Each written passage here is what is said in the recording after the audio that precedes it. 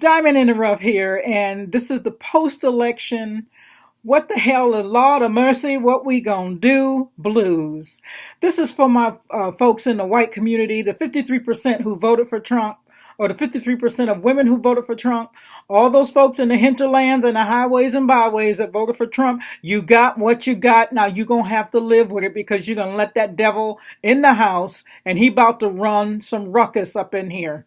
I am not angry because I expect systems of power to go into self-preservation mode when those who feel they're losing by inclusion fear a black planet.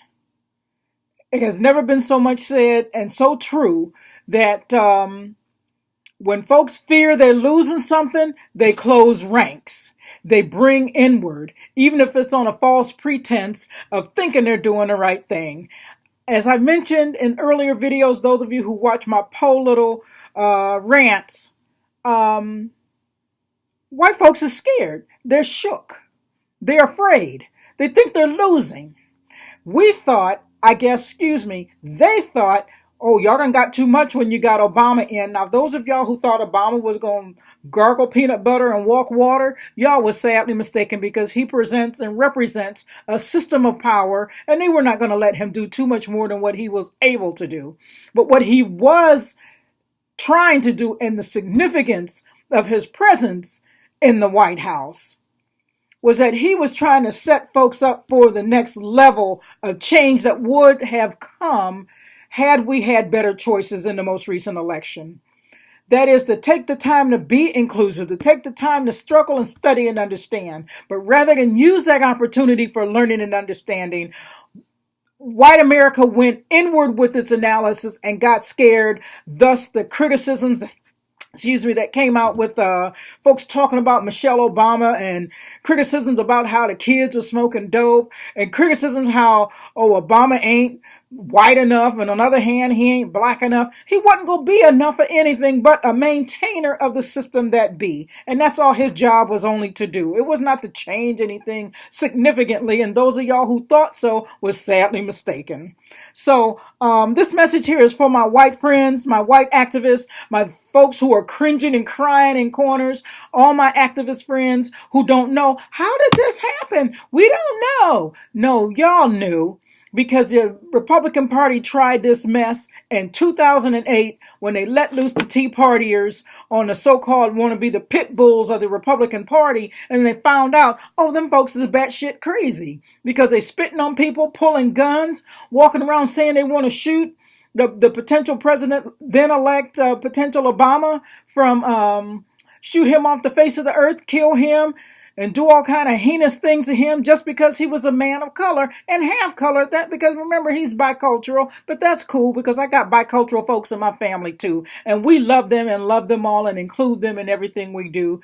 And that's not the issue. But the point here is that the Republican Party thought they were going to be the advance guard and found out they was bat crazy and had to retract a lot of the stuff that the Republican Tea Partiers were trying to do. So white folks, y'all knew these folks were out here. You knew these tendencies were here. And I will say to you now what I used to say to my students all the time.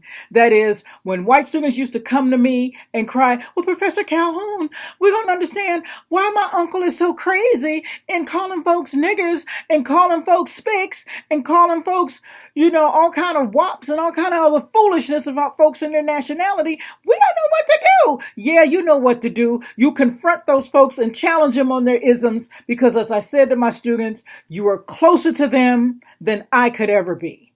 You eat at the table with these people. You go to church if y'all go to church with these people. Y'all hunt and shoot with these people. You hang out in your mama's living room with these people because they're relatives and their family. And these are the ones that at these moments and times where you're most close to them, that's when you can educate them about what the real deal is, instead of living in a fantasy world of 1950s Elvis and Pat Boone stealing black folks' culture and being happy with it and accepting of that.